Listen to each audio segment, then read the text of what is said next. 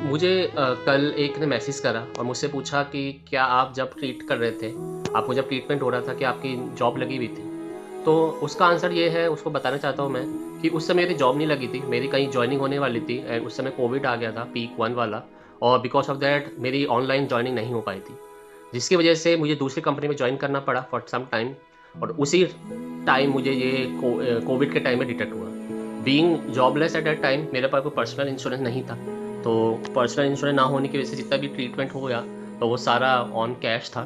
हमने crowd funding करी थी, जो बताया था मैंने लास्ट टाइम भी, जिसकी वीडियो दूसरे मैंने अपलोड करी हुई है, तो प्लीज़ वॉच दैट वन। कैसे हमने गैदर करा क्राउड फंडिंग से फंड, और फिर उसके बाद जब जॉब ढूंढने के लिए मैंने जो प्रेशर अपने आप में देखा, वो आई डोंट थिंक कि उतना प्रेशर कभी हुआ होगा। बिकॉज कैंसर ट्रीटमेंट के बाद आपकी कॉग्निटिव पावर, आपकी मेमोरी सब लॉस्ट काइंड ऑफ हो जाती है। मुझे पूरा जीरो से स्टार्ट करना पड़ा, because being in IT you need to be updated. तो जीरो से पूरा पढ़ना पड़ा सब कुछ। फिर अपने आप को इंटरव्यू के लिए तैयार करना खुद में एक चैलेंज है। इंटरव्यू में कैसे बोलना, बिकॉज फेस अपने आप को देखने में हिम्मत नहीं होती थी उस समय, तो अपने आप को कैसे प्रेजेंट करेंगे, कैसे बोलेंगे ऑनलाइन में, उन सब के लिए बहुत टाइम लगा मुझे। But yes, by God grace, within year मैंने दोबारा से अपनी प्रोफेशनल लाइफ स्टार्ट कर ली थी। बट येस, फेलियर रिजेक्शंस की मुझे आदत हो गई थी उस समय।